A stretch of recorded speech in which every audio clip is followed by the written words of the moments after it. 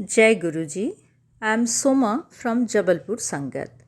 I am blessed with the privilege of doing seva of rendering one chapter from the holy book, Surcharged with Divine Love, written by Sukhmani.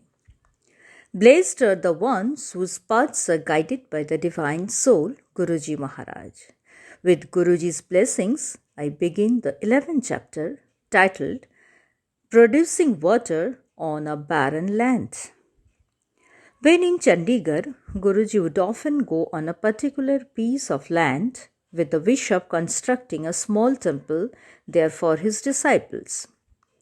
Somehow, the plan changed and Guruji asked my grandfather to buy that piece of land. My grandfather, being a true follower of Guruji, didn't even question him and went ahead and did the deal. The previous owner, however, refused to give us the original papers in spite of us having bought the land. Upset over his behavior, my mother and I approached Guruji. We were told to go to his house the next day and request him again. As instructed, 3 of us went to his house and requested him to hand over the papers to us. He refused to give us the papers and spoke very rudely in the afternoon when we went to do our daily cleaning of the temple. Guruji called us into his room and asked, "Have you got your original papers from him?" "No, Guruji, he has point blank refused to give them to us." All that moment he kept quiet, and the day went on as usual. We stayed with Guruji till 6 a.m. and just as we got home, we got a call from Guruji to come back. Guruji again expressed the desire to be taken to the military hospital in Chandi Mandir. "Sukhmani, get me something to wear." I opened his cupboard and took out a newly dry cleaned dress.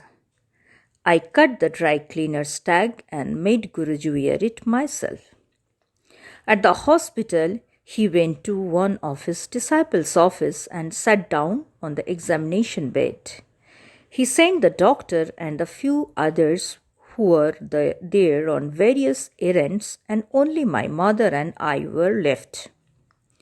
Suddenly, Guruji put his hand in his pocket and produced the original documents.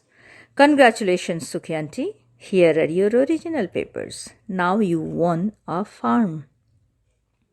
I knew his pockets were empty when I made him wear that dress. "So where did they come from?" "Guruji, we have been with you throughout." "How did you get these papers?" I asked, still in shock. "Guruji can do anything," he said and smiled. Often we would be told to develop the farm and put up a tubewell and grow vegetables. We tried to dig for water, but in spite of going down very deep, we could not get even a trace of water. The surrounding farm owners would come and tell us that we had been cheated and that this piece of land does not have any water.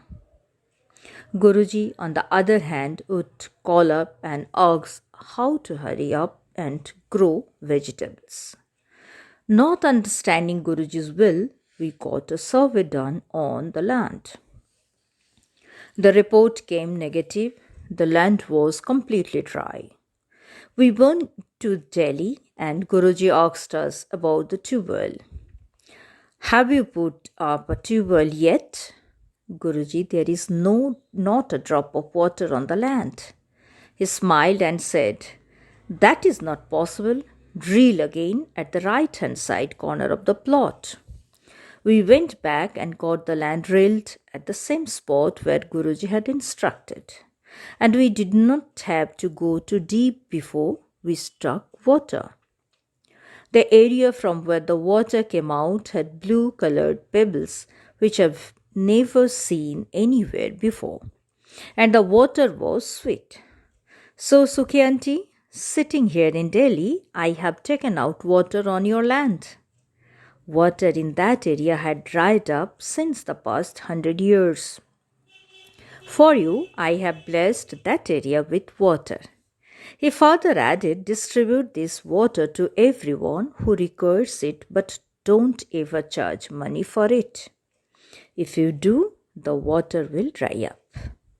When the land was being prepared for sowing, there was a pair of nags that were sighted. Unfortunately, the workers and villagers got together and killed them both. When news got to us, we were very upset and went to Guruji.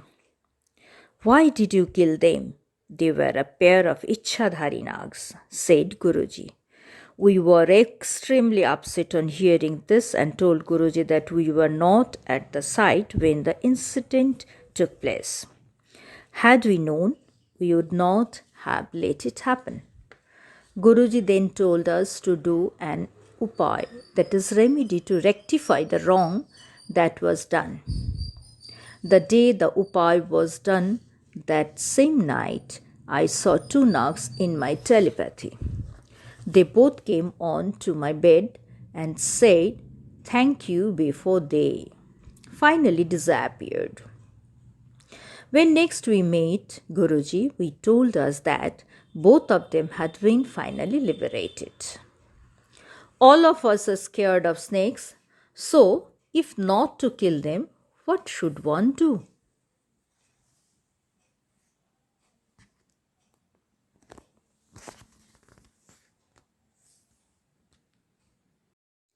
This was a question on my mind when one day we were asked to go to the Baramandi to make some preparations for Guruji. Before he brought with him someone who wanted to see the temple. We had the light switched on, and as we went to switch on the pump for the waterfall, we saw snakes. As Guruji entered the temple, he asked, "Why haven't you turned on the waterfall?" "Guruji, there are snakes sitting on the switch. We are scared to go in," we replied. "Go now and switch it on. The snakes have gone." We again went and saw there were no snakes and turned the pump on. "ਜਦੋਂ भी साफ देखो ता हाथ जोड़ के गुरुजी दा नाम लो ते वो चले जाएंगे." Whenever you see a snake, fold your hands and ask it to leave. It will leave without harming you. That day I got my answer. The Bara Mandir is so blessed that when the construction started, there were a lot of snakes on that land. I had heard there was a pair of Ichchadhari nags. There as well, Guruji, are there any Ichchadhari snakes, or is it just a myth? Yes, they do exist. There was a pair on the Baramandi land, but now they have gone, said Guruji. Why did you decide to make a temple at Chhatarpur? Is there a reason behind it? I was curious to know if the land had any significance. Guruji replied, "ये सच्ची थान है, इथे बड़े महापुरुषों ने भक्ति की थी हुई है, इथे दी vibrations बड़ी high है. This land is very pious. A lot of rishis and saints have meditated on this piece of land over many years. This explained the high vibrations that a lot of us have felt as we set foot inside. The surrounding areas used to become barren due to the heat, but the temple grounds were always lush green. All plants could be grown all the year round. The shibling, although hollow, supports a heavy chandelier thanks to Guruji's blessings. Many of us have witnessed Amrit flowing down the shivling, and according to Guruji, one day there will be milk flowing on the shivling instead of the Amrit. The Ganesha idol at the entrance too has its own pass. The day the idol reached Delhi, it was Lohri, a function celebrated in January. My mother and I, along with Guruji's mother and another lady, were instructed to go and leave the idol at the Baramandi. Just as we kept the idol down and did ardas, the old The idol opened its eyes as if it was real. All of us who were present there saw small green eyes that moved. We were all taken aback by what we saw. How could a stone idol open its eyes?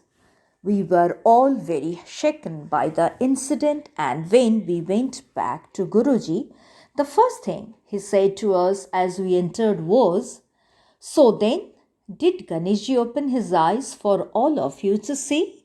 Small green eyes?" We realized that what we saw was not just our imagination. The Guru Nanak Dev Ji's photograph in the Bara Mandir, we were told, is one that resembles him the most. All photographs of gods and goddesses are the imagination of the painter and did not resemble the true gods.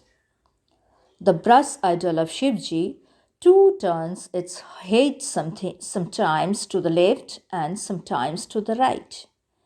Many such things that are asking place and yet to take place at the Bara Mandir were predicted by Guruji much before the temple was open for Sangat. ये मंदिर सजती थान है। मैं अपनी बहुत पास इस मंदिर विच पाए हैं। जिन्हें वेरी इस मंदिर विच आओगे तुम्हारे बुरे कर्म सुधारेंगे। This temple is a place of truth. I have put a lot of powers in this place.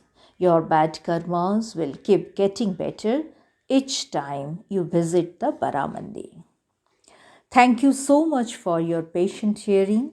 May Guruji's grace touch our lives day after day. Jai Guruji, Shukrana Guruji.